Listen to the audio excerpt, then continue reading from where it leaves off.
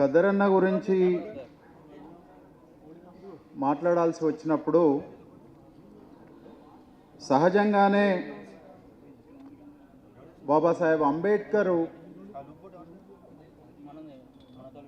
చరిత్రని వ్యక్తులు నిర్మిస్తారా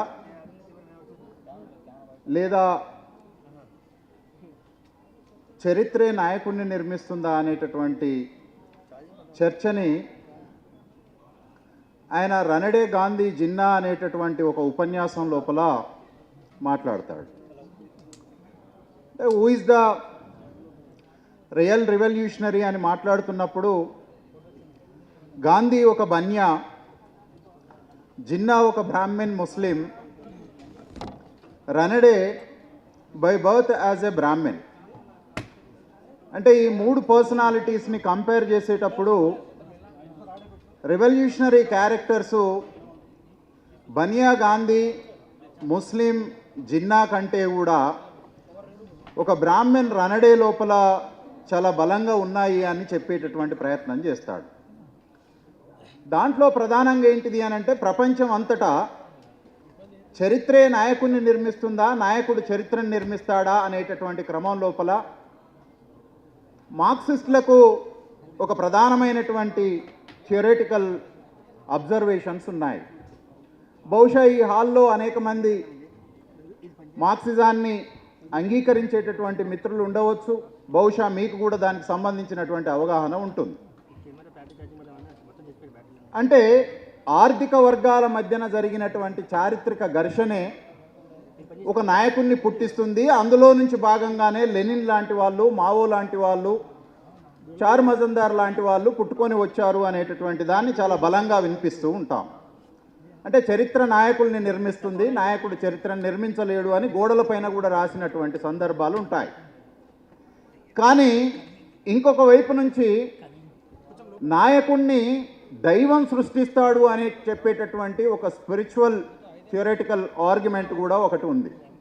అంటే మను అట్లనే అంటాడు, రాజుని సృష్టించింది దేవుడు, దేవుడు ప్రజల్ని పరిపాలించడం కొరకు ఒక రాజును పంపించాడు అనేటటువంటి ఒక వాదన.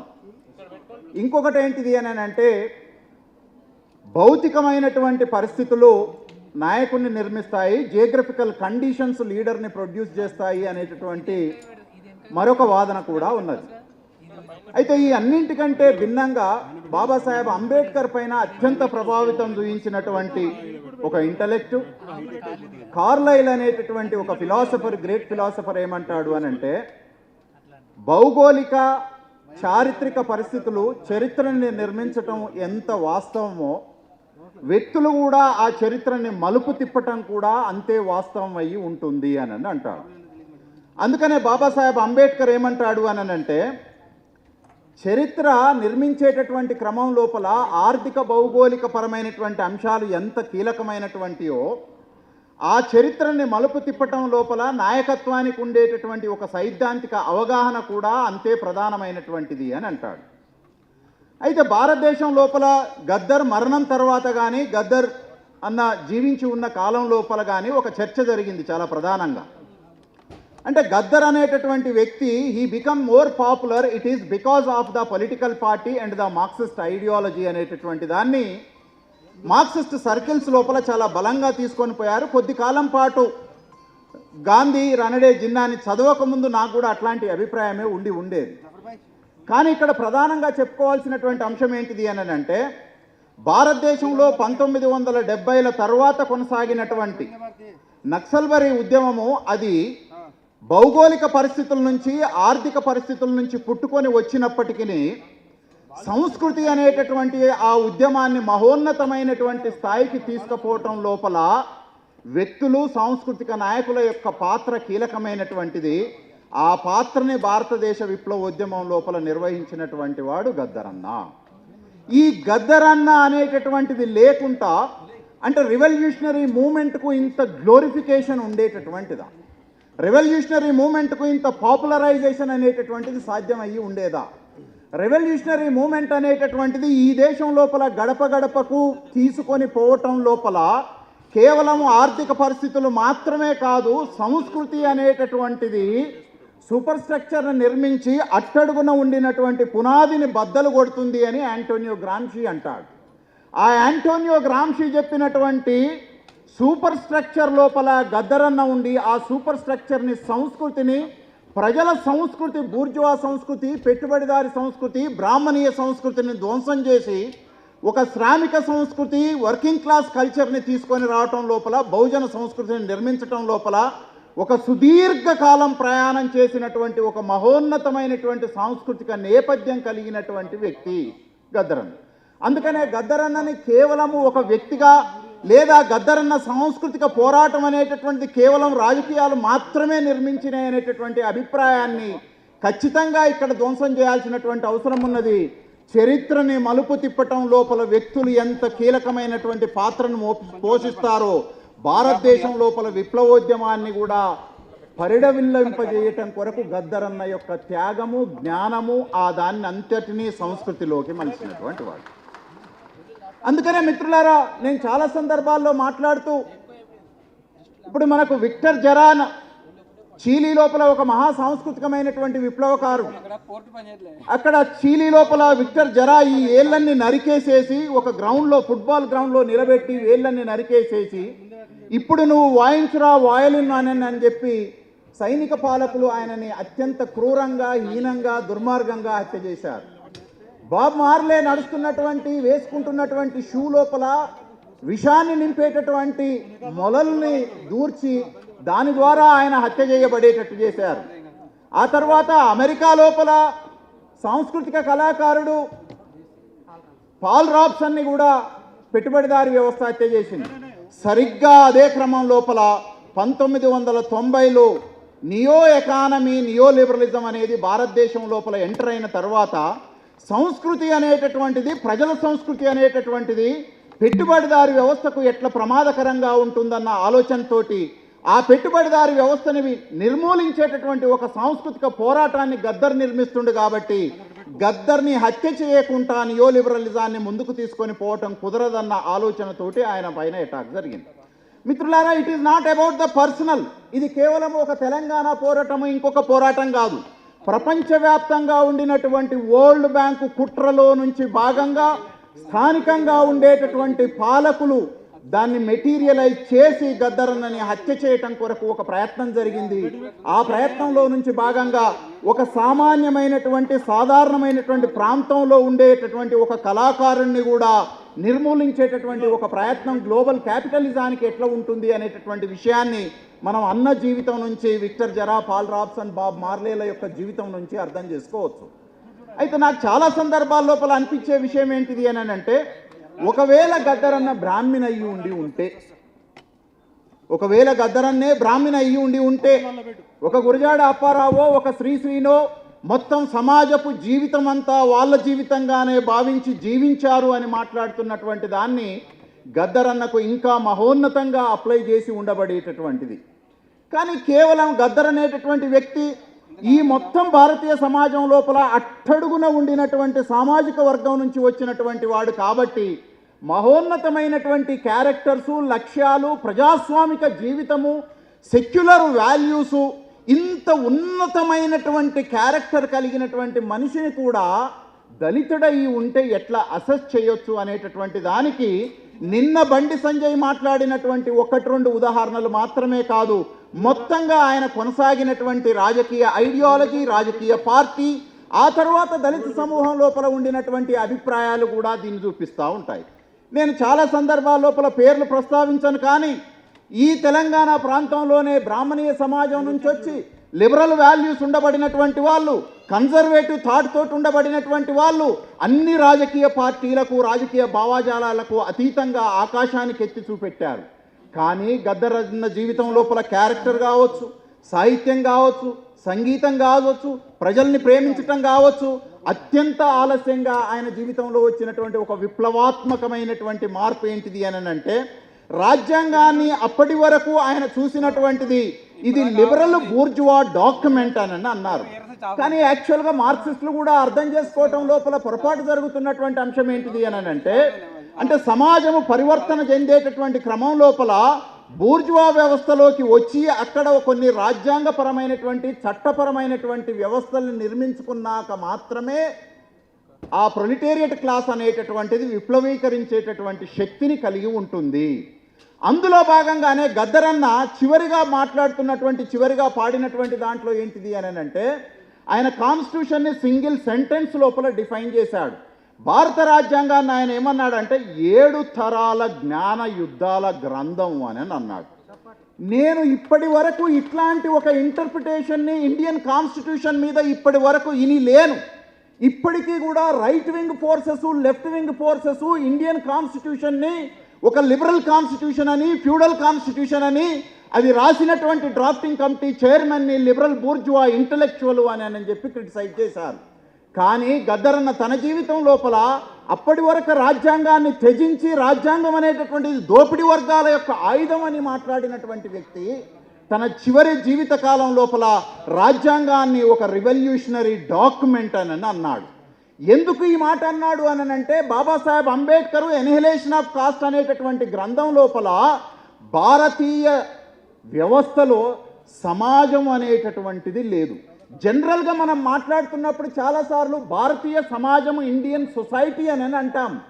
అంబేద్కర్ ఏమంటాడంటే ఇండియాలో సొసైటీ ఫార్మేషన్ ఇంకా జరగలేదు అని అంటాడు. అంటే అసలు సొసైటీనే ఆవిర్భవించినటువంటి దగ్గర భారత రాజ్యాంగం అనేటటువంటిది ఒక సమాజాన్ని నిర్మించేటటువంటి లక్ష్యంతో వచ్చినటువంటి ఒక డాక్యుమెంట్.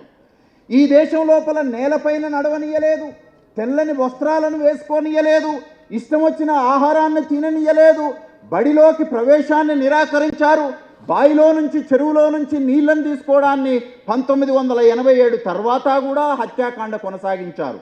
నిన్న మొన్న సూర్యాపేట లోపల అమ్మాయికి ఇష్టమై అబ్బాయిని చేసుకున్నటువంటి పెళ్లిని కూడా అత్యంత క్రూరంగా హత్య చేసి, స్త్రీలకు కూడా ఎంత దుర్మార్గమైనటువంటి ఆలోచనలు ఉంటాయి, వాన్ని చంపిన శవాన్ని నేను చూస్తే తప్ప నా ప్రాణం ఆగదు అనేటటువంటి ఒక దశకు. అంటే ఈ దేశం లోపల నీళ్ళకు అవకాశం లేదు, తిండికి అవకాశం లేదు, విద్యకు అవకాశం లేదు, ఆరోగ్యానికి అవకాశం లేదు, గౌరవానికి అవకాశం లేదు, డిగ్నిటీ ఆఫ్ లేబర్ లేదు, సమానత్వం లేదు. ఇవేవీ లేని ఒక దేశం లోపల ఫార్మల్ ఈక్వాలిటీ, ఫార్మల్ రైట్ అనేటటువంటి ఇచ్చినటువంటి the first social document in the 3000 years of Indian history is 1950s constitution. If we go into the philosophy of Indian constitution, one could be understood as like గద్దరన్న తన హృదయాలకు భారత రాజ్యాంగాన్ని హత్తుకొని ఇంత మహోన్నతమైనటువంటి విప్లవ పత్రము ఈ ప్రపంచం లోపల అమెరికా, ఇంగ్లాండ్ లోపల కూడా లేదు. అంత డెమోక్రటిక్, రాడికల్, సెక్యులరు, సోషలిస్టు రాజ్యాంగాన్ని బాబాసాహెబ్ అంబేద్కర్ నిర్మించారు. కమ్యూనిస్టులు ఆయనని లిబరల్ బూర్జువా ఇంటలెక్చువల్ అని అన్నారు.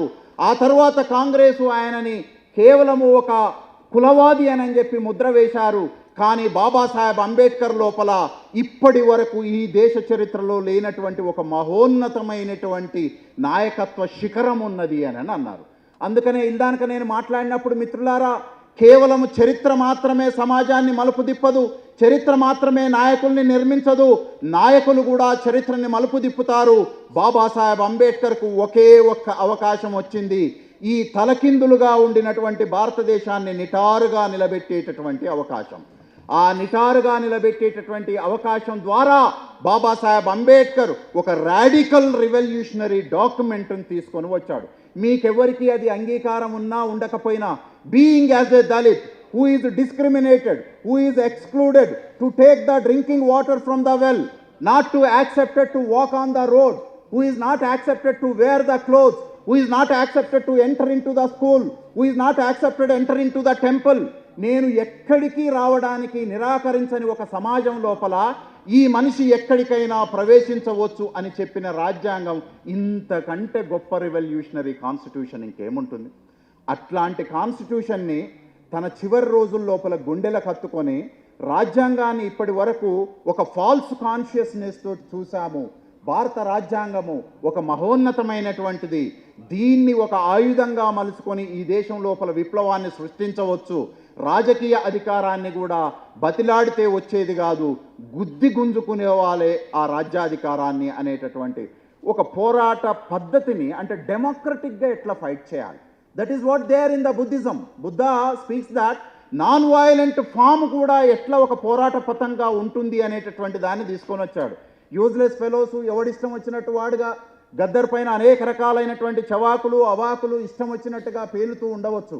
కానీ గద్దర్ యొక్క ఆత్మని అర్థం చేసుకోవాలంటే 150 కోట్ల మంది ప్రజల్ని విముక్తం చేసేటటువంటి ఆత్మ గద్దర్ లోపల నిక్షిప్తమై ఉన్నది. ఆ నిక్షిప్తమైనటువంటి ఆత్మ ఆయన బాబాసాహెబ్ అంబేద్కర్ని సంపూర్ణంగా అధ్యయనం చేసి రాజ్యాంగాన్ని ఒక వెపన్ లాగా ఎప్పుడైతే ఆయన అంగీకరించిండో అప్పటి నుంచి ఒక విశాలమైనటువంటి మార్పు, ఒక విప్లవాత్మకమైనటువంటి మార్పు వచ్చింది. ఇంతకుముందు రాములు గారు మాట్లాడేటప్పుడు ఒక మాట అన్నాడు. ఆయన లాల్ నీల్ అనేటటువంటి ఒక ప్రయోగం ఈ తెలంగాణ ప్రాంతం లోపల జరిగింది. ఈ లాల్ నీల్ అంటే ఏంటిది అని అంటే ఇవాళ ఈ దేశానికి పట్టి ఉన్నటువంటి ప్రమాదం, ఇవాళ ఈ దేశం లోపల ముస్లిం మైనార్టీలకు కమ్యూనిస్టులకు ప్రమాదం ఉంది, రేపు దళితులని ప్రమాదం వెంటాడుతూ ఉంది, రేపు న్యూట్రల్గా ఉండటాన్ని ప్రమాదం వెంటాడుతుంది, రేపు రాంగోపాల్ వర్మ లాంటాడు, రాహుల్ గాంధీ లాంటి వాళ్ళకు కూడా ఈ దేశం లోపల ప్రమాదం సంభవించబోతూ ఉంది. ఈ ప్రమాదం నుంచి గట్టెక్కించడానికి కామన్ ప్రాబ్లం ఉండినటువంటి సాధారణమైనటువంటి సమస్యలు ఉండబడినటువంటి మనుషులందరి మధ్యన ఒక రాజకీయ ఐక్యతని సృష్టించకుండా ఈ దేశంలో విప్లవాన్ని సృష్టించలేవు అనే ఒక స్లోగన్ని గద్దర్ అన్న తీసుకొని వచ్చాడు. మిత్రులారా, ఇవాళ ఇక్కడ ఒకరు ఇద్దరు ఉండొచ్చు, లేదా ఒక మనిషి గొప్పతనం గురించి చెప్పడానికి ఆయన అంతిమ యాత్ర లోపల వచ్చినటువంటి లక్షలాది మందిని క్రైటీరియాగా తీసుకోవాల్సినటువంటి అవసరం లేనే లేదు. మార్క్స్ చనిపోయిన నాడు మహా అంటే వేళ్ల మీద లెక్క పెట్టగలిగి 10 మంది మనుషులు మాత్రమే ఉన్నారు. అట్లాంటి మార్క్స్ ఈ ప్రపంచాన్ని మొత్తం కూడా 100-150 సంవత్సరాల నుంచి ప్రభావితం చేస్తూ ఉన్నాడు. ఇవాళ ఈ హాల్ లోపల కొంత కొరత ఉండవచ్చు, సాయంత్రానికి మొత్తం ఈ హాలు కిక్కిరిసిపోయి ఉండవచ్చు, కానీ వస్తున్నటువంటి ప్రజలది కాదు, ఆ మనిషి ఆ ప్రజలపైన చూపెట్టినటువంటి ప్రభావమే క్రైటీరియా. అట్లాంటి ప్రభావాన్ని, సంస్కృతిని, పాటని, శబ్దాన్ని ఒక యుద్ధంగా మలిచి పాలకుల ద్వారాల ముందు శబ్దంతో యుద్ధాన్ని సృష్టించి దేశాన్ని, రాజ్యాన్ని, అసమానతల్ని కూల్చేటటువంటి ఒక మహోన్నతమైనటువంటి వారియర్ గద్దరన్న. అందుకనే మనం గద్దరన్నని ప్రస్తుతం ఇప్పుడు ప్రజాయుద్ధ నౌక అంటారు. ప్రజల్ని యుద్ధం లోపల గెలిపించడం కొరకు తనే ఒక యుద్ధ నౌకలాగా మారినటువంటి ఒక మహోన్నతమైనటువంటి సాంస్కృతిక శిఖరాన్ని గుర్తు చేసుకోవడం కొరకు నాకు ఈ ఫౌండేషన్ అవకాశం ఇచ్చినందుకు మిత్రులందరికీ ప్రత్యేకంగా ధన్యవాదాలు. జై భీమ్, జై గద్దర్ అన్న. థ్యాంక్ యూ అన్న. చాలా